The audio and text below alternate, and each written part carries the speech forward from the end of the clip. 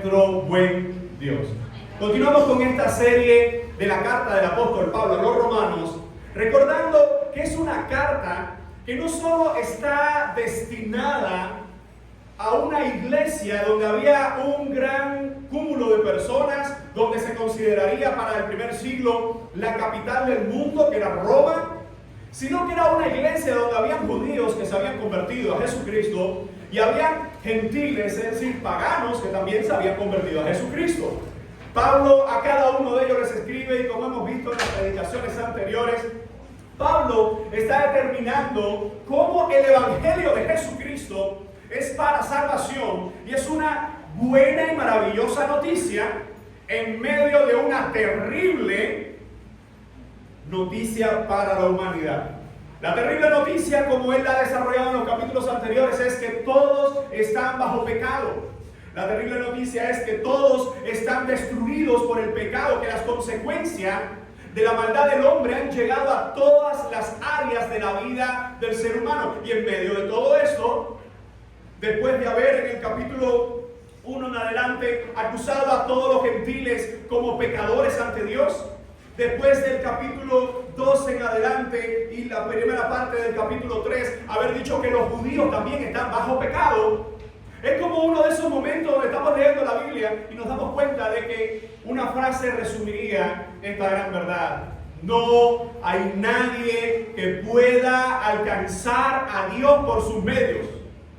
¿Qué es lo que ha hecho la humanidad hoy?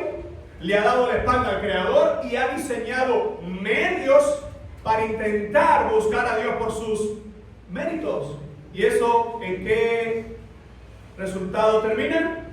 Religiones, creencias, falacias o estilos de vida o pensamiento de los seres humanos que al final, lejos de acercarte a Dios, lo único que hace es alejarte más y más de Él. El capítulo que vamos a estar desarrollando en esta mañana, capítulo 3, aunque lo he dividido del verso 21 al 31, voy a tener 2 domingos para desarrollar este tema. Por eso hoy nos vamos a centrar solamente en la primera parte de los versículos del 21 al 26, como recién se leía en el devocional. Y he titulado precisamente así la exposición de esta mañana: el corazón del Evangelio de Cristo. Cuando hablamos de el corazón del Evangelio de Cristo, uno pudiera hablar con una persona que quizás no conoce nada de la Biblia y te hace la pregunta: bueno, resúmeme la Biblia.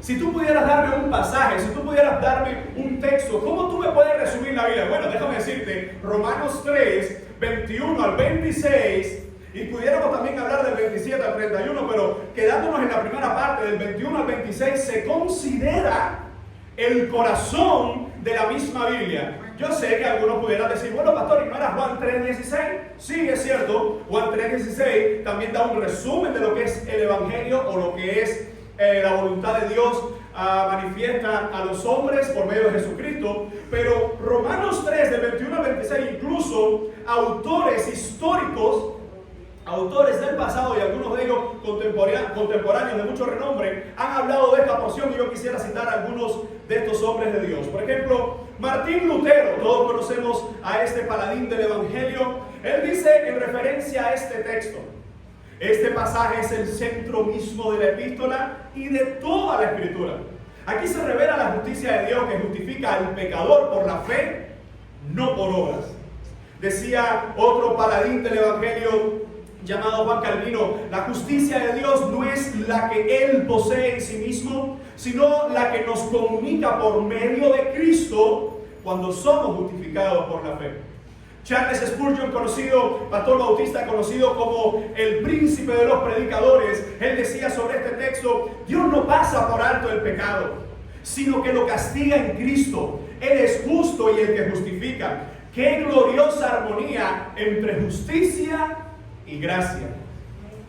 También decía Matthew Henry, un reconocidísimo comentarista bíblico: la justicia de Dios se manifiesta en Cristo.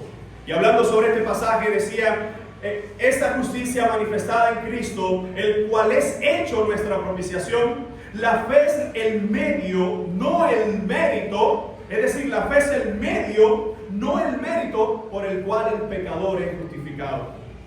Hablando de autores más contemporáneos, algunos de ellos ya del siglo pasado, otros de los últimos 10 años, decían como Ray Sproul. Él decía de esta forma, Romanos 3, 21 al 31, responde a la pregunta más importante de la historia: ¿cómo puede un Dios justo justificar al impío? La respuesta está en la cruz. John Stott, un reconocido autor, prolífero escritor, decía: la cruz no solo demuestra el amor de Dios, sino también su justicia. Dios no pasó por alto el pecado, Él lo castigó en Cristo. Mis amados hermanos, cuando nosotros vemos este texto, cuando nosotros pensamos en cómo el Señor nos ha dado su palabra, este es uno de los hermosos pasajes. Y ojo con esto: cuando hablamos de este texto como el corazón del Evangelio de Cristo, no estamos diciendo que el resto tiene que ver con las costillas, con las orejas, con la nariz del Evangelio, sino que es una forma pictórica de decir: este es el resumen de nuestra fe. No somos judíos mesiánicos, no somos judíos ortodoxos, no somos religiosos de una denominación falsa, somos seguidores de Cristo. Y al hablar de Cristo, este es uno de esos pasajes que, a pesar de lo agresivo y lo real que es para nuestras vidas, yo creo que deberíamos no solo entenderlo, sino ponerlo en práctica y asimismo compartirlo con otros. Es el resumen de nuestra fe. Para ello quiero dividirlo, como les decía, en dos partes, pero hoy solo vamos a ver la primera parte este domingo, y es justificados por medio de la fe en Jesucristo. Vamos a ver que esta sección tiene algunas divisiones y cada una de ellas nos va a recalcar a nosotros la noticia: ¿qué pasa con la vida del pecador en las manos de Cristo? ¿Y qué pasa con la vida del pecador rechazando constantemente a Cristo? Así que veamos entonces el texto en esta primera parte. ¿Cómo dice el verso 21? Pero ahora, aparte de la ley, fíjense cómo dice: pero ahora aparte de la ley se ha manifestado, y ahora vamos a ver estos términos, dice: se ha manifestado la justicia de Dios, testificada por dos entes. ¿Cuáles son ellos? La ley y los profetas. Así que vamos a detenernos en este verso y fíjense cómo Pablo, recuerden que la Biblia no fue escrita en capítulos y versículos, fue escrita, cuando vemos Romanos, es escrito de inicio a fin, pero a lo largo de la historia, del siglo 8 hacia acá, hasta el siglo 13, 14, se estuvieron dividiendo por capítulos y versículos la Biblia. ¿Y por qué ese dato es sumamente importante? Porque cuando usted coge la Biblia y usted lee a partir de un versículo e ignora el anterior, usted está cometiendo un error en la interpretación. Porque usted está ignorando una parte del discurso, o usted está ignorando posiblemente toda la idea que viene desarrollando el autor. No es lo mismo cuando usted lee solo una parte porque quiere informarse sobre ese texto, a cuando usted quiere entender ese texto. Para entender ese texto hay que hacerlo en todo el contexto. Por eso, como hemos venido desarrollando verso a verso, capítulo a capítulo, lo anterior expuesto en la carta del apóstol Pablo a los romanos, fíjense cómo ahora en esta sección él dice: pero ahora, la pregunta es: ¿qué fue lo último que Pablo terminó de decir? ¿Qué fue lo último que él desarrolló? La sección anterior, si alguien recuerda, ¿de qué estuvimos predicando? Lo puede ver en su propia Biblia. De que todas las personas están bajo pecado, no hay justo, ¿verdad? El tema anterior, lo que estuvimos desarrollando fue la depravación total de la humanidad. Cómo la humanidad entera está bajo pecado, y no solo que está bajo pecado, sino que no puede salir de esa condición. Si leemos la sección anterior, es como uno de esos libros, creo que en algún momento lo mencioné, que tú vas leyendo y todo está mal, y no hay buenas noticias, y todo es negativo, y no hay corriente, no hay... Bueno, me fui de sintonía. Y todo es malo. Es ese tipo de noticias que todo es malo y no hay una luz al final del túnel, porque quitan la luz también en el túnel. Entonces, cuando uno piensa en todo lo que Pablo viene desarrollando, Pablo hace un stop. ¿Por qué? Porque él no solo ha develado por revelación divina cuál es el carácter de los hombres, que es pecaminoso, sino que ha dejado condenado al hombre. Y el Evangelio no solo muestra nuestra condenación, sino que muestra el único camino a la salvación. Pudiéramos definir que el Evangelio es la buena noticia para un mundo de malas noticias. Y no solo se convertiría en la buena, sino en la única noticia y en el único mensaje que puede traer buenas noticias de salvación a la humanidad. Por eso Pablo está diciendo, pero ahora, y fíjense esta sección como dice, aparte de la ley. En el original, lo que Pablo está usando en esa estructura, está diciendo, mire, vamos a hacer una pausa con la ley. ¿Qué es lo que él ha desarrollado sobre la ley hasta este momento? Que todos los hombres están perdidos, que todos los hombres están bajo pecado y que nadie puede justificarse por la ley. Incluso si leemos los versos anteriores, verso 19, fíjense cómo dice el verso 19, pero sabemos que todo lo que la ley dice, lo dice a los que están bajo la ley, para que toda boca se cierre y todo el mundo quede bajo el juicio de Dios, ya que por las obras de la ley ningún ser humano será justificado delante de él, porque por medio de la ley es el conocimiento del pecado. Es decir, que si alguien estaba leyendo en este momento, o como se cree que se hacía en el primer siglo, el pastor tomaba y exponía esta lectura pública, y cuando digo exponía es porque él no la estaba predicando. Yo hoy la estoy predicando porque estamos a 2000 años de este texto. Ellos estaban en ese mismo momento y ellos todavía estaban en el momento en que Pablo está escribiendo por revelación divina y está mandando estas enseñanzas a los creyentes de Roma. Y en medio de esta enseñanza que reciben, lo que han escuchado en referencia a la ley es que todos los hombres, están perdidos. Y así que Pablo comienza esta sección y dice, bueno, pero ahora hagamos un alto en todas estas malas noticias. Aparte de la ley, y ojo, ya Pablo desarrolló en exposiciones anteriores que la ley no es mala. Pero ¿por qué él habla de la ley desde una forma negativa? Porque la ley, ¿qué cosa es? Según la teología del mismo apóstol Pablo, cuando vemos en la carta a los Gálatas, a los Colosenses, ¿qué vino a hacer la ley? A los Efesios, ¿qué vino a hacer la ley? Nuestro ayo, nuestra guía. Entonces, no podemos decir, como él mismo lo va a desarrollar en el texto, que la ley es pecaminosa. No. Lo que es pecaminoso, la ley lo que hace es hacernos una radiografía. Lo malo está en nosotros, no en la ley. La ley es esa serie de elementos dados por el Señor para que el pueblo mirase a Cristo. Y ahora tenemos un pueblo que sigue en sus pecados y lejos de mirar a Cristo le ha dado la espalda también al Cordero de Dios. Y en medio de eso Pablo dice, hagamos un stop, aparte de la ley, diciendo, aparte de esa ley que nos ha condenado a todos, aparte de esa ley que era esa vía para que pudiéramos mirar a Cristo, ninguno de ustedes lo hizo, pues todos están bajo pecado, dice Pablo.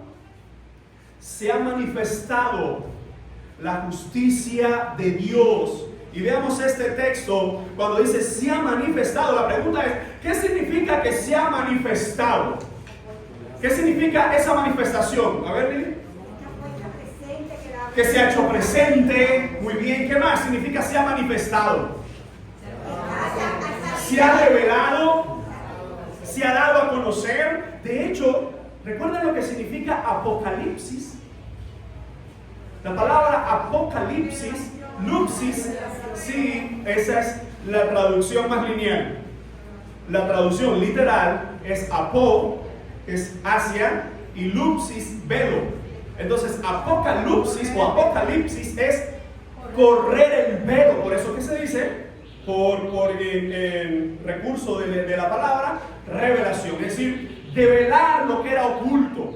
Ahora, aquí hay otra palabra, no es apocalipsis, pero es una palabra muy parecida que en el griego suena algo como pefarenrotai. Y esa palabra lo que está haciendo alusión es, una vez más, es correr todas esas cosas que el hombre no podía ver para que ahora pueda verlo. En otras palabras, el hombre por sí mismo no puede alcanzar la justicia de Dios, no puede buscar a Dios, no puede iniciar un acto bueno en su corazón para buscar a Dios. Por eso es Dios mismo el que corre el velo para mostrar su bondad y para mostrar su misericordia. Fíjense cómo dice el texto, se ha manifestado, ¿qué cosa? la justicia de Dios. Y esto nos lleva a una pregunta. ¿Qué significa la justicia de Dios? Cuando leemos la Biblia, cuando leemos Antiguo Testamento, Nuevo Testamento, ¿qué significa la justicia de Dios? Si alguien quisiera compartir, no se sienta mal. ¿Qué significa? A ver, no todos a la vez, por favor. O un voluntario, ¿verdad? Hacemos un voluntario al estilo del buen samaritano. Es decir, a ver, Nazarito, tú, ¿qué significa ese voluntario? ¿Qué significa la justicia de Dios para ti?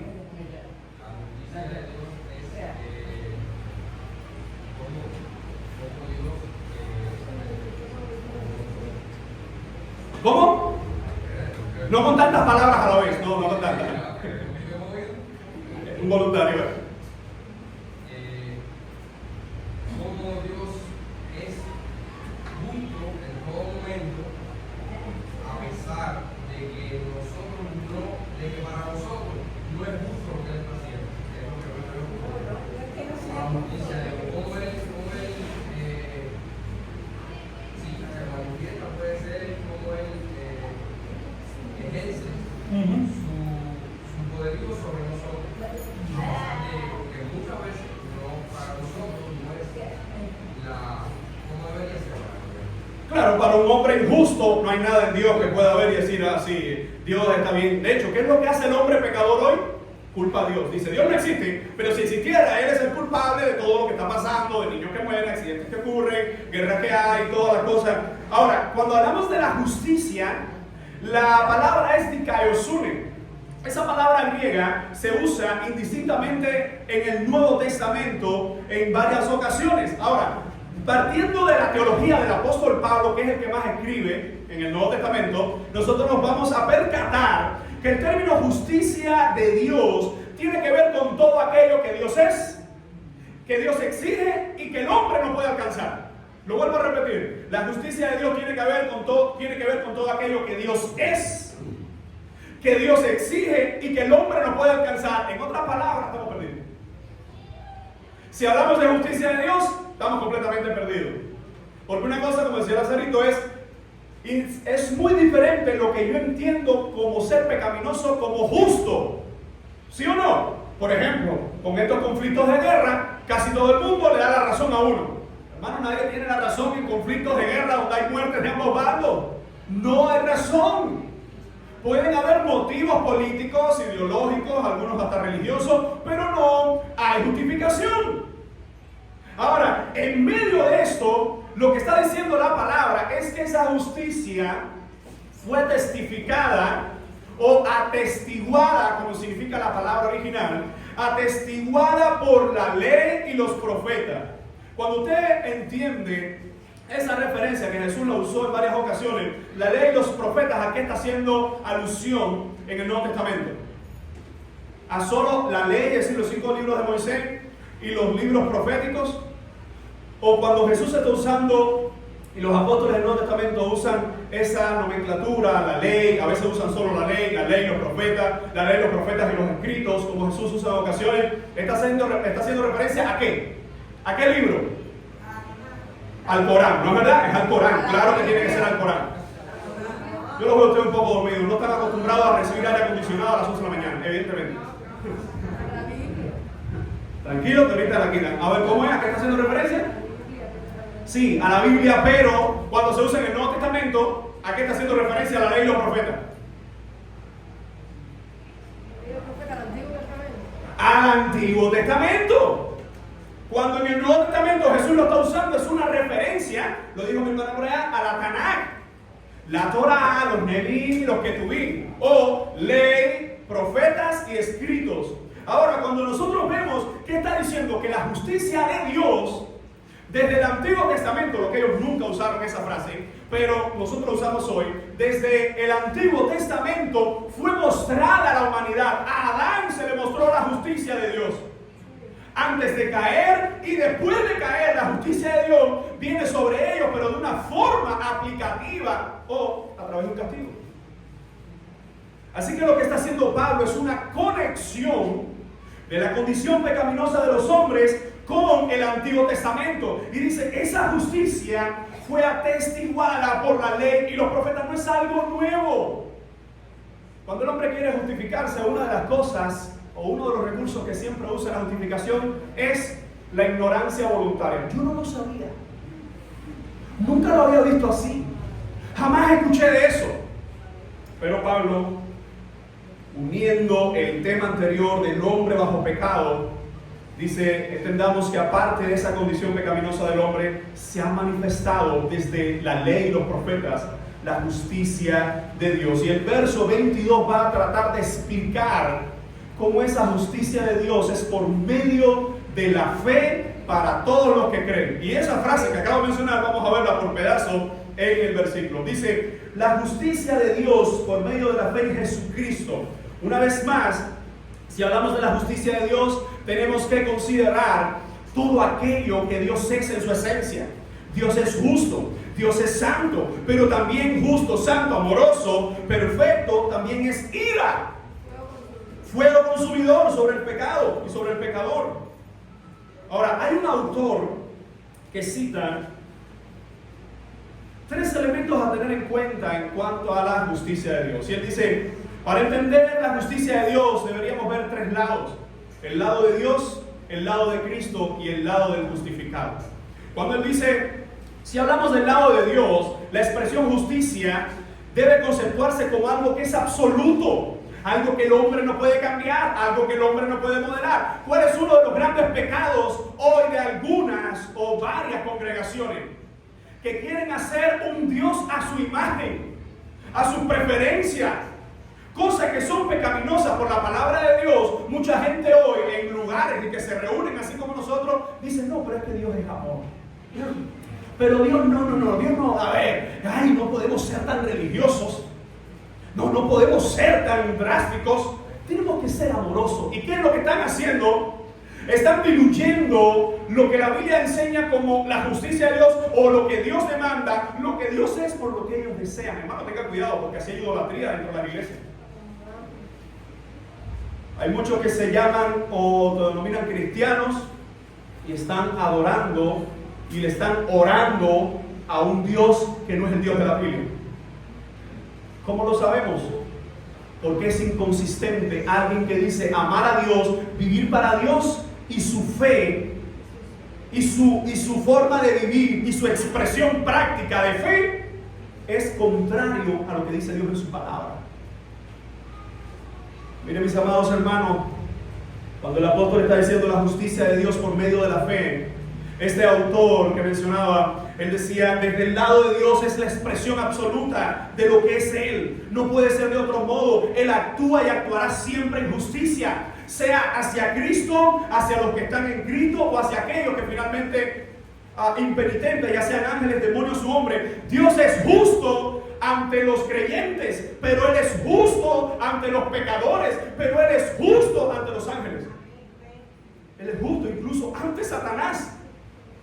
Hermano, Dios no cambia. Dios no es como nosotros. El hombre es cambiante. El hombre dice una cosa. ¿Ha conocido usted ese tipo de personas que cuando te dice no, pasa por la casa que te voy a dar algo, tú dices ahora mismo? Porque si le doy 15 minutos cambia de idea. A ver, usted se ríe. A ver, ¿cuántos conocidos? Porque el hombre es cambiante. Hoy el hombre quiere algo, mañana ya no quiere eso. Hoy el hombre dice algo, mañana se está contradiciendo. Pero Dios no es así. Su justicia es absoluta. Sigue diciendo este autor, la justicia también tenemos que verla del lado de Cristo. Cuando él menciona del lado de Cristo, él dice, Cristo no solamente manifestó la justicia de Dios, sino que siendo hijo de Dios y a la vez hombre, él fue esta misma justicia.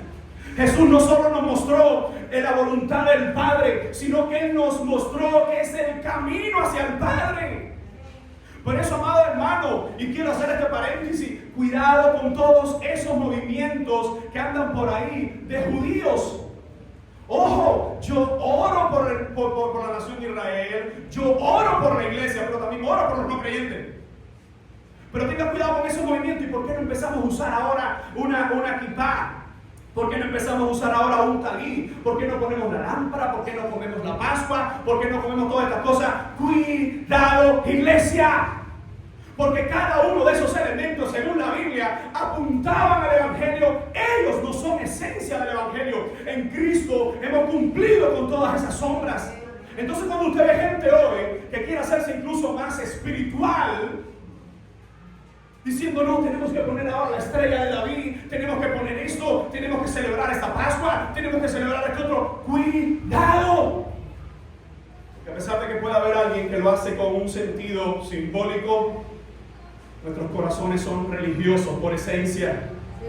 Cuando digo religioso es que quieren cambiar todo de acuerdo a lo que Dios dice y sustituirlo. Ten cuidado no tomar la sombra y dejar la esencia que es Jesucristo mismo. Por eso cuando hablamos de la justicia de Dios del lado de Cristo, es Él mismo mostrado. Y la justicia de Dios del lado del creyente, dice este autor, cuando hablamos de esta justicia del lado del creyente, es decir, del lado del pecador justificado, ¿qué vemos? ¿Qué vemos en nuestras vidas? ¿Qué vemos en la vida de nuestros hermanos? Porque tú y yo, escucha, no somos simplemente santos que nunca pecan. Somos pecadores perdonados en Cristo y santificados que seguimos luchando contra el pecado. Y si no entendiste esa frase, eres lo que tú eres. Un pecador perdonado que está luchando contra el pecado. Esa es nuestra condición, hermano. Yo doy gracias al Señor porque aquí en la iglesia tenemos ancianos que llevan mi edad y más que mi edad en los caminos del Señor.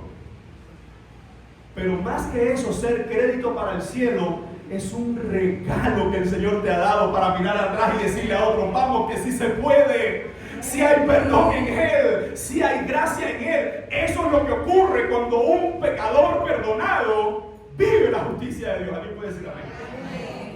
Si miras al hermano que está a tu lado, él no es mejor que tú. Tú no eres mejor que él.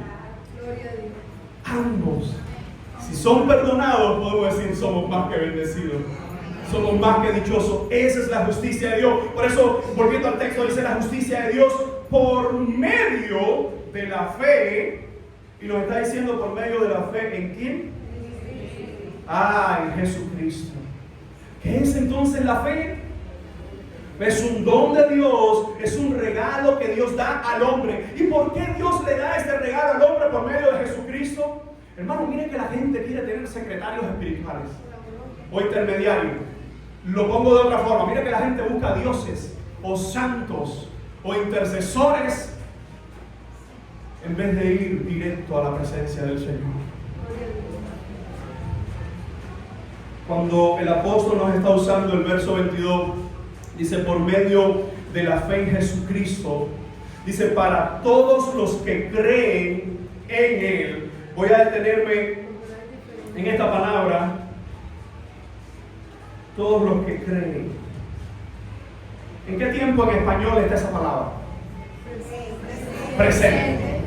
Cuando vamos a, está bien, está en presente. Sigue presente. Y cuando vamos al griego, ese presente es un presente participio que se pudiera incluso traducir como el presente continuo, que nosotros también lo tenemos en español, y es para todos los que están creyendo. Hermano, la vida cristiana es una acción constante de creer. Te lo pongo de esta forma. Lo que tú oraste con el Señor ayer, lo que tú leíste de la palabra ayer, el ayuno que hiciste ayer, los jóvenes que están dando ayuno acá, lo que tú hiciste con el Señor ayer fue ayer. Hoy tú necesitas seguir conectado con Él, seguir buscando de Él. No es como un teléfono que puede poner una carga hasta el 100% y durará a lo largo del día dependiendo de la batería. No, necesitamos estar conectados constantemente con el Señor, y eso es solo posible por medio de Cristo. En un mundo tan agitado, en una sociedad tan corrompida, en tiempos tan convulsos, qué difícil se nos hace apartar tiempos a solas con nuestro Dios. Qué difícil se nos hace apartar un tiempo para hablar con nuestro Padre Celestial de su palabra, para hablar con nuestro Padre Celestial no solo de nuestras peticiones, sino también de nuestras gratitudes, de nuestro agradecimiento.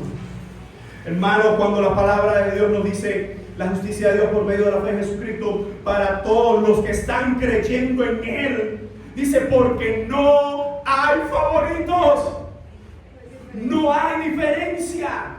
La palabra griega nos da la idea de que no hay selecciones individuales donde este es mejor que este, o el Dios mismo va a hacer acepción de persona. Yo le doy gracias al Señor por eso, porque nosotros los seres humanos, nos guste o no, hacemos acepciones de personas. Por ejemplo, hay algunas de esas acepciones que son permitidas. Yo escojo quiénes son mis amigos. Y es permitido, ¿por qué? Porque nadie me puede obligar a mí a ser amigo de una persona. Eso es algo que a veces nace, se desarrolla, se fortalece, etc. Yo escogí con quién casarme. Nadie me obligó a hacerlo.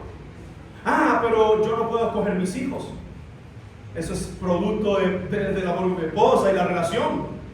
Pero cuando nosotros hablamos de esta frase, porque no hay diferencia, de hecho, este es el encabezado para el versículo que viene ahora a continuación. Por eso cuando el apóstol está diciendo que esa justicia es por medio de la fe en Jesucristo para todos los que están creyendo en Él, porque no hay diferencia. ¿Diferencia entre quiénes? ¿Quiénes estaban haciendo diferencia en Roma? Según lo que hemos leído anteriormente. Evidentemente judíos y gentiles. Algunos se creían con más requisitos, otros se creían con más oportunidades, dependiendo de la ciudadanía. Si era romana, con eso tú entrabas al mundo entero. Era como una visa de esa americana, que olvídate de parol, olvídate de ciudadano.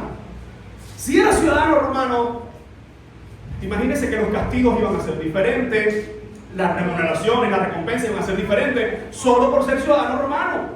Y en medio de eso tenemos judíos convertidos a Cristo en Roma y gentiles o paganos convertidos a Cristo en Roma. Y fíjense cómo dice, porque no hay diferencia. Y ahora llega este texto tan conocido, que creo que es cumbre de nuestra fe. Y dice, pero hay que entenderlo desde la frase anterior. Porque no hay diferencia. Por cuanto todos pecaron y están destituidos de la gloria de Dios. Vamos a verlo aquí, más grande. Por cuanto todos pecaron y están destituidos de la gloria de Dios. La cuestión es que cuando se llega a este texto, Pablo dice, no hay diferencia. ¿Por qué? ¿Por qué no hay diferencia? Porque todos pecaron. ¿En qué tiempo está esa palabra? No. Pasado, en griego es un aoristo, indicativo que es la misma idea. Dice, porque todos han pecado. La cuestión es que no hay nadie, para cuando Pablo está escribiendo, y mucho menos en esta mañana, que pueda decir, yo no he pecado. Yo no he cometido pecado. Incluso el que dice, yo no he cometido pecado, ya ese es doble pecador. Porque además el pecador es re mentiroso. Entonces cuando el texto Pablo dice por cuanto todos pecaron, en griego está hablando de esa universalidad del pecado que comenzó desde el verso 9, el capítulo 3. Todos han pecado, a una se han desviado, no hay quien haga lo bueno, no hay justo ni a uno. Dice Pablo, recuerden, si hablamos, como dice el verso 22, la justicia de Dios por medio de la fe en Jesucristo para todos los que creen en Él, porque no hay diferencia. Dice, no hay diferencia porque todos han pecado. Porque todos ante Dios son pecadores. Y esa palabra que habla de pecado, hermano, tú tienes que entender que si hoy tú vives para el Señor, es porque Él decidió perdonarte por medio de Jesucristo. Nunca fue por tus méritos y jamás será por nuestros méritos. Por eso cuando el apóstol dice todos pecaron, y ahora mire cómo dice esta frase, y están destituidos. Vamos a quedarnos con destituidos para después pasar a la gloria de Dios. ¿Qué significa esa frase, están destituidos? ¿Cómo? Eliminados, quitados, separados, apartados, privados. Ahora, algo muy importante, déjame leerle este mismo versículo en la Nueva Biblia de las Américas, una muy buena versión en español también. Dice, por cuanto todos pecaron y no alcanzan la gloria de Dios. Hay otra versión conocida como la Biblia textual, cuarta edición, muy buena traducción también. Dice, por cuanto todos pecaron y están privados de la gloria de Dios. Y hay una traducción un poco más contemporánea, un poco más aplicativa, que eso no significa que sea mejor, significa que tiene más interpretación. Dice la Nueva Traducción Viviente: pues todos hemos pecado, nadie puede alcanzar la meta gloriosa establecida por Dios. Regresamos a nuestra Reina Valera y nos quedamos aquí. Cuando el texto nos está diciendo están destituidos, esa palabra están destituidos, algo importante es que ese destituido es un verbo, una sola palabra en griego, pero está en una voz que se conoce como una voz pasiva. Ahora, voy a explicar rápidamente, no es una clase de español o griego, pero es importante esto para entender la magnitud del versículo. En griego tenemos tres voces: voz activa, voz media, voz pasiva. ¿Qué significa que una palabra, es decir, que un verbo esté en voz activa? Significa que el sujeto es el que está realizando la acción. Yo estoy corriendo, voz activa, yo la estoy realizando. La voz pasiva significa que me están realizando la acción a mí. Me están dando una paliza, yo no estoy haciendo nada, estoy recibiendo, voz pasiva. La voz media es cuando el sujeto realiza la acción y recae sobre él. Yo me estoy vistiendo, la estoy realizando, pero la acción recae sobre mí. La voz de esta palabra, están destituidos, que son dos, pero en griego es una sola, está en pasivo. ¿Qué significa eso? Es un pasivo presente que se pudiera entender, están siendo privados. En presente, están siendo eliminados, están siendo separados. Eso no cambia, están destituidos, no cambia la interpretación, pero la voz pasiva nos está todavía ilustrando más lo que está ocurriendo aquí. El hombre está siendo de continuo privado. Sí, para entrar de la gloria de Dios. ¿Privado por quién? Sí, por la condición pecaminosa. ¿Y quién es el que priva al hombre? El pecado. Dios mismo. Si es su pecado, sí, claro que es su pecado. Pero su pecado lo que provoca en su corazón es que Dios mismo lo deteste. Amado hermano, basta de pensar, no es que Dios me ama a pesar de todos mis pecados. ¿Cómo? Sí. Dios te perdona a pesar de todos tus pecados, incluso te ama, pero es a pesar. Porque lo que dice la Biblia es que Dios sobre el pecador está irado. Entendamos esta idea bíblica. Por medio de Jesucristo, cuando Dios me mira, no ve mi maldad, sino que ve la justicia de Él. Es esa coraza de justicia o esos atributos del Señor que vienen sobre mí. Por eso que podemos decir abiertamente, aunque a alguno no le gusta, yo lo digo abiertamente porque es lo que entiende la Biblia: Dios sí me ama. Dios sí ama a esta humanidad, pero expresa ese amor incondicional por medio de Cristo a los que se arrepienten.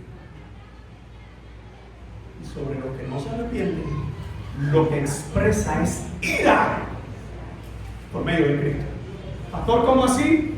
Juan 3:36 dice que, vamos a ver, porque nos encanta Juan 3:16, pero no Juan 3:36. 20 versículos después no nos encanta leer. Dice Juan 3:36: el que cree en el Hijo tiene vida eterna, pero el que rehúsa creer en el Hijo no verá la vida, sino que la ira de Dios, dice, estará sobre él. ¿Dice eso?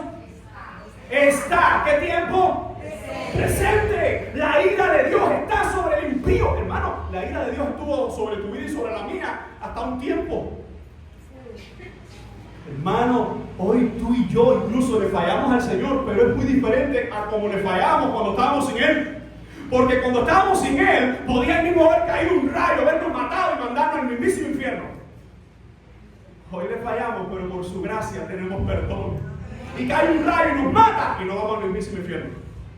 Vamos a su presencia porque somos hijos perdonados. El problema está cuando cae el rayo y usted lo que está es de continuo en pecado, de continuo en pecado. Yo no sé si tú eres cristiano o no, la verdad. Así hay gente en las iglesias. Que lo único que tienen de cristiano es cuando alguien le dice: ¿tú vas a una iglesia? Sí, pero no su vida. Así que regresando al texto, dice: por cuanto todos pecaron, están siendo privados, están siendo separados. Por eso es que entendemos cuando dice están siendo privados, separados por sus mismos pecados, de parte de Dios, evidentemente está siendo derramada su ira. Dice, ¿privados de qué? ¿De qué está siendo privado el hombre pecador? De la gloria de Dios. Dice, de la gloria de Dios. La pregunta es, ¿qué es la gloria de Dios? Para un pecador, la gloria de Dios, para un pecador, la gloria, eso es la gloria. Es tener todos los beneficios materiales que pudiera conseguir en esta vida. Para un pecador, la gloria misma, tú le cambias el término gloria y le dices, ¿qué es para ti la mayor satisfacción? Te dice, estar saludable, tener dinero y fuerza para emprender y hacer cosas. Esa es la gloria misma. Pero la gloria de Dios, definido desde la propia palabra del Señor, nos vamos a dar cuenta que es la gloria de Dios. Decía por ahí atrás, es la misma presencia del Señor, es la misma hermosura de su manifestación, pero esa gloria de Dios, contando con esas ideas, solo es revelada y mostrada a través de Jesucristo. De hecho, cuando vamos a la palabra del Señor, se nos va a decir en varios textos, el mismo Jesús dice, Señor, volveremos a aquella gloria, dice, que tuve contigo. Él es la manifestación misma de su gloria, de su justicia, de su verdad. Así que lo que está diciendo la palabra, dice, por cuanto todos pecaron, están siendo privados del mismo Jesucristo, del mismo Dios que te puede dar su salvación, su perdón y su protección, hermano. La gloria de Dios no es simplemente un lugar, sino es una condición de estar conectado con el mismo Jesucristo. Por eso, cuando usted dice, bueno, ¿dónde será la eternidad? ¿Será allá? ¿Será aquí? ¿Dónde será? A mí no me interesa dónde sea, sino con quién va a ser, con el Rey de Reyes y Señor de Señores. Esa es la gloria de Dios. Cuando vives para Él y entiendes que donde Él esté, tú estarás con Él, mi hermano, donde esté Él. ¿Qué puedo decir que va a faltar? ¿Qué puedo decir? No.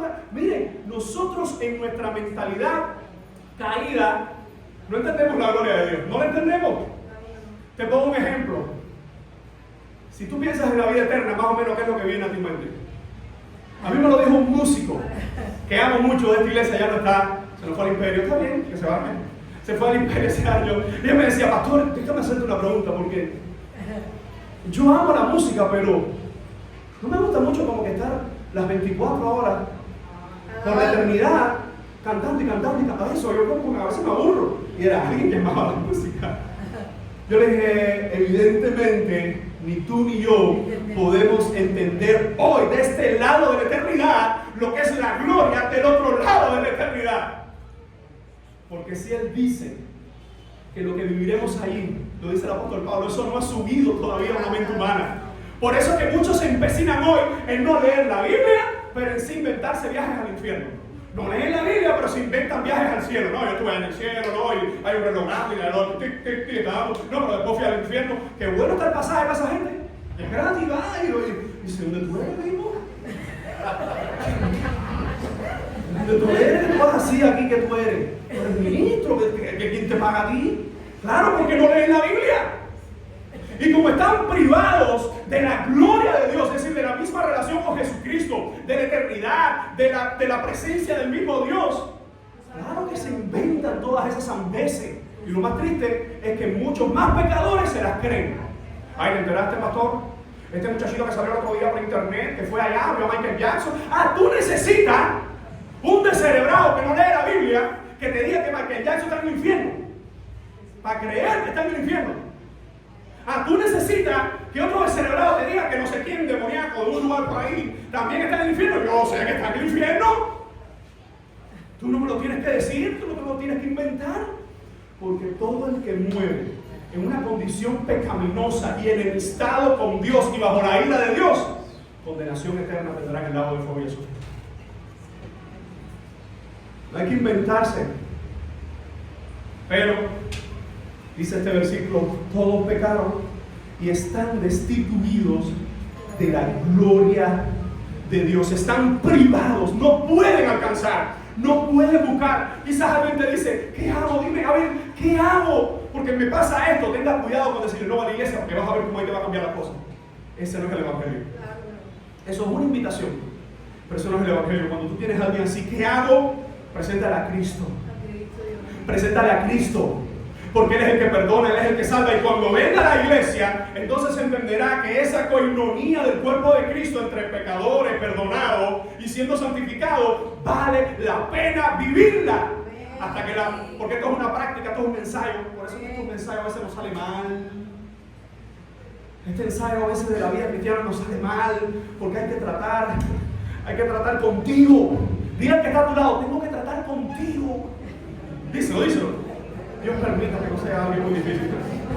Dile, sí, me es difícil tratar con mis hermanos, porque hay algunos que tú no quisieras, ay Señor, gracias, y otros que tú quisieras, ay Señor, llévatelo. Si el pastor dice que la gloria ya va a ser mejor, llévatelo para allá. Pero de este lado de la eternidad, recordemos, hermanos, que hemos sido perdonados, pero la condición del hombre es que está privado por completo de la gloria de Dios. Por eso dice entonces el versículo 24, dice el verso 24, siendo justificados, ¿cómo? Me encanta esa palabra. No porque me gusten las cosas gratis, porque aquí yo he aprendido que lo gratis, aquí no hay nada gratis. No están sacando el lomo hace una mil años, no hay que decir, no, vamos a regalar esto, vamos a darte. No, esas gratuidades. No, y cuando se daban, no eran gratuidades, se estaban quitando muchas otras cosas, porque el hombre es así malo. Fíjense qué malo es el corazón del hombre. Que nosotros vivimos en sistemas que te quitan todos los sueños, te rompen los pies, te dan un par de muletas y te dicen agradécelo, porque tú tienes que ser agradecido. Ese es el sistema de los hombres que nosotros vivimos hoy. Agradécelo, porque los agradecidos tienen que ser así. Así son los hombres. Los hombres son malos. Por eso es que no podemos esperar ver el reino de Dios en el reino de los hombres. Y esto no es un discurso político porque dijo, se está poniendo esto feo. No, este es el evangelio. Que el evangelio, cuando sale, devela el corazón de los pecadores, el de todos. Por eso hay cosas que no le gusta a uno escuchar. Y otros que tienen compromisos con hombres. Si tu compromiso está con los hombres te darán la espalda. Porque los hombres son malos. Están privados de la gloria de Dios. Así que dice el verso 24, siendo justificados gratuitamente. La palabra gratuitamente en griego es dorean, que habla de un regalo. Ahora, esa idea que los hombres son justificados como un regalo, cuando se usa la misma palabra en un momento de Jesús, cuando dice aborrecido sin causa, ahí la traducción es sin causa o sin motivo. La idea que está usando Pablo aquí, siendo justificados gratuitamente o sin causa, es que no hay mérito. No hay algo que te puedas ganar. Mira, hermano, la vida cristiana es completamente contraria a lo que este mundo expresa. Porque en este mundo, mientras más te comprometes, te dicen que te van a remunerar más. Pero no es así. Remuneran al que ellos quieren. Y viene una repartición. Bueno, yo me lo merezco. No, se lo merece el que ellos quieren que se lo merezca. Porque así es el hombre, así es el ser humano. Ahora, cuando hablamos de la fe, todo se aparta. Cuando hablamos de la justificación, dice, siendo justificados gratuitamente por su gracia. Y miren cómo nos dice, ¿mediante qué? La redención. Miren, hermano, es que este verso 24 es una exposición para un año, palabra por palabra. No vamos a pasarnos un año, más que ustedes saben que ya van a quitarla. Entonces, siendo justificado, primero, gratuitamente es un regalo ser salvo. Por su gracia, es como que está repitiendo la idea, para resaltarlo, está bien. Siendo justificado gratuitamente por ese favor inmerecido, es una redundancia que tenemos acá. Dice, ¿mediante qué? Pero antes de Cristo dice, la redención. Primero, la justificación es una de las doctrinas más importantes del Nuevo Testamento. Porque la justificación es que yo no podía defenderme, es que yo no tenía nadie que me defendiera, y es que aun cuando pudiera o cuando tuviese a alguien que lo hiciera, no iba a ser válida la justificación. Entonces la justificación solo es posible por medio de quién? Por medio de Cristo. Por medio del abogado. por medio del que no ha perdido, no perderá, y por medio de aquel que puso su vida para defender la mía, que puso la de él para que no sea destruida la mía. Y fíjense cómo dice: la justificación por su gracia mediante la redención. Y esa palabra, redención, es otra de esas palabras importantísimas en el Nuevo Testamento. En griego es apolútrosis.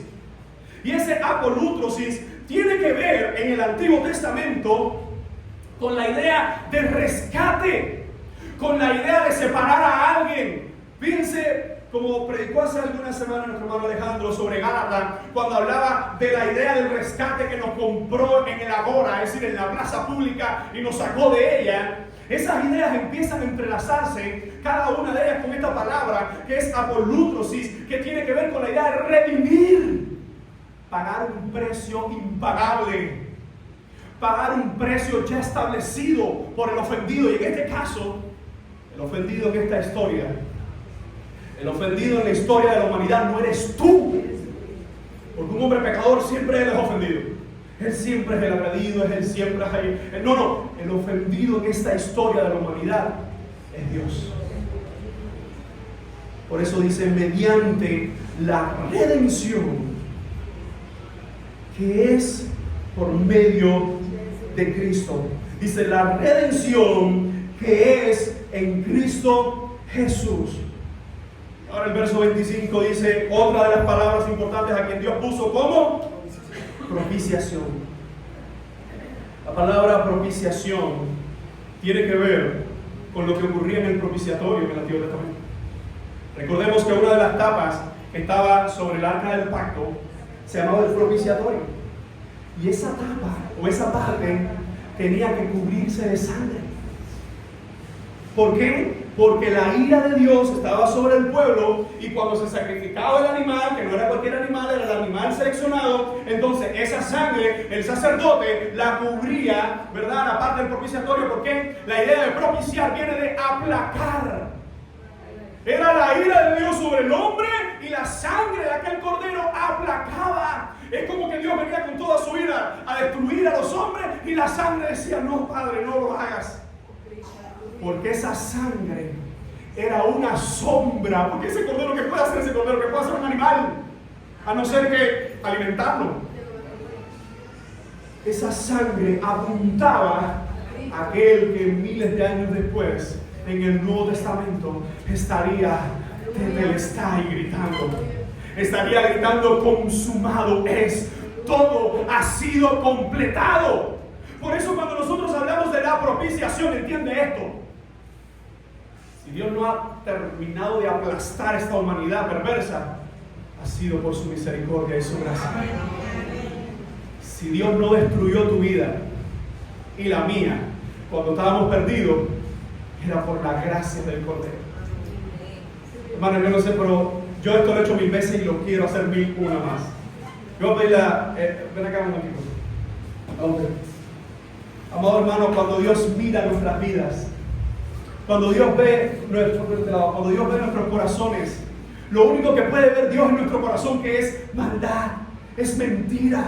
Porque dice la palabra del Señor que de dentro del corazón, dice de dentro del corazón, ¿qué es lo que sale? Iras, maldicencia, perversiones, concupiscencia, fornicaciones, mentira. Y esta es nuestra condición delante de Él. Que no hay nada en nosotros que a los ojos del Señor pueda esconder nuestra maldad. Ahora cuando dice que el Hijo, dice, verso 25, a quien Dios puso como propiciación por medio de la fe en su sangre. Dice, por medio de la fe en su sangre. Lo que hizo el Cordero en la cruz fue tapar nuestra maldad. Su sangre cayó sobre nuestras vidas y nos cubre. Pero no solo que nos cubre, sino que nos cubrirá hasta que Él venga por nosotros. Hermano, cuando el Señor mira nuestras vidas, gracias a su bondad, lo que está mirando es a su Hijo, muerto y crucificado y resucitado. Son los méritos del Cordero lo que ve el Padre. Yo le doy gracias al Señor. Yo no sé si tú lo das. Yo no sé si tú puedes decir, Señor, gracias, porque si no miraras al Hijo, hubieses hace mucho rato destruido mi vida. Por eso si aquí alguien merece el aplauso, es el Rey de Reyes y Señor de Señores. Alguien dice amén. Es Él el único que puede ser adorado y bendecido. Y fíjense, terminamos entonces, verso 25, la siguiente parte dice, para manifestar ¿qué cosa? Su justicia a causa de haber pasado por alto. La idea de pasar por alto teológicamente la encontramos en varias secciones de la Escritura. Una de ellas incluso lleva el nombre de una fiesta. ¿Cuál es? Pascua, pesar, que es pasar por encima. Y cuando el ángel de la muerte o aquel mensajero de Dios vino a matar a los primogénitos, cuando veía la casa en los dinteles, sangre de un cordero, ¡ojo! ¿De quién? De un cordero. Y cuando veía la sangre, pesar, pasaba por encima de esa casa, porque esa casa le pertenecía al cordero. Por eso la ira de Dios no ha sido derramada sobre nosotros, porque por el cordero derramar su sangre en aquella cruz ha sido aplacada la ira del Padre por medio del Hijo en medio nuestro. Y alguien dice, gloria al Señor. Pasado por alto en su... ¿Cuántos aquí rechazaron esa predicación o ese evangelio más de una vez? ¿Cuántos lo hicieron? Más de una. Más de una, dos, tres, cuatro. Y aún así, en la paciencia del Señor, no, yo no quiero saber de eso. Y el Señor, pero te amo. Yo no quiero, esa religión es cosa de bobo. Y el Señor decía, bobo, te amo. Pero, te amo. La paciencia del Señor es que tú y yo nos fuimos desechados y mandados al lado de fuego, al infierno, por su paciencia. Dice, en su paciencia, los pecados pasados, y termina el versículo 26, con la mira de manifestar en este tiempo su justicia, con el fin de ¿qué? ¿A fin de qué? A fin de que Él, y solo Él, Él es el justo. Pero no solo que Él es el justo, sino que Él es el que justifica al que es de la fe de Jesús. Cuando nos está diciendo con la mira de manifestar en este tiempo su justicia, el apóstol Pablo evidentemente no solo tiene en mente la cruz del Calvario, no solo tiene en mente la tumba vacía, sino que tiene en mente que el perdón del Señor para este tiempo es con repercusiones en la eternidad. Hermanos, ese es el bendito evangelio de Jesucristo. Este es el corazón del evangelio. Este es el mensaje más glorioso que tú y yo podemos no solo vivir, sino compartir con otros. Por como dice, con la mira de manifestar en este tiempo su justicia, a fin de que Él sea el justo y el que justifica al que es de la fe de Jesús. Literalmente, en griego, no está diciendo, como otras traducciones, la fe en Jesús. No. La Reina Valera aquí hace una correcta traducción, una muy certera traducción. La fe de Jesús. Esa idea de genitivo, es decir, de pertenencia, la fe de Jesús, no nos confunda como es que Él tiene fe. No solo que tiene fe, Él es el autor y consumador de la fe. Él es el que regala la fe. Él es el que pone la fe en nosotros. Él es el que cuando tú no puedes más, que cuando yo no puedo más, por la fe de Él es que nos paramos. Por eso podemos decir, gloria al Señor, que mi fe no es la fe de los hombres, que es una confianza temporal y difuminada. Gloria al Señor, que nuestra fe no es una fe histórica o una fe religiosa, sino que es la fe del autor de la fe, sino que es la fe de Jesús, hermano, que nuestra vida sea la representación de la de Jesús. Por eso cuando dice el texto, a fin de que Él sea el justo y el que justifica al que es de la fe de Jesús, podemos decir, somos justificados por medio de Cristo. Por medio de la fe en Cristo. Yo no tengo fe en la fe. Yo no tengo fe en una oración. Yo tengo fe en quien me da la fe. Yo tengo fe en quien me dijo que hablara con Él. Y es en Dios Padre, Dios Hijo y Dios Espíritu Santo. Esa es nuestra fe. En algunos países, a muchos por decir esto, les cuesta la vida. Aquí no ha llegado, pero el llamado de Dios es el mismo. Aquellos que vivimos por la fe de Jesús, debemos estar dispuestos a morir por la fe de Jesús. ¿Cómo hacerlo en una vida práctica? Entendamos, mis amados hermanos, que la vida cristiana solo es posible por medio de Jesucristo. Si hay alguien en esta mañana que está batallando contra el pecado, si hay alguien en esta mañana que está peleando contra áreas de su vida, es por medio de Cristo que hay perdón para nosotros. Es por medio de Cristo que hay paz para nosotros. Y es por medio de Cristo que hay salvación para nosotros. ¿Alguien puede decir amén? En el corazón del Evangelio de Jesucristo es este: todos han pecado, están privados completamente de la gloria de Dios, pero es por medio de la fe que, como un don de gracia, que como un regalo, que sin motivo o sin mérito humano, nosotros podemos decir: Señor, gracias, porque soy perdonado. Hermano, ese es el Evangelio que no solo predica esta iglesia, sino el que estamos llamados cada uno de nosotros a vivir y a compartir con otros. Quiero orar con usted. Señor, te damos gracias por tu palabra. Gracias por el mensaje de salvación.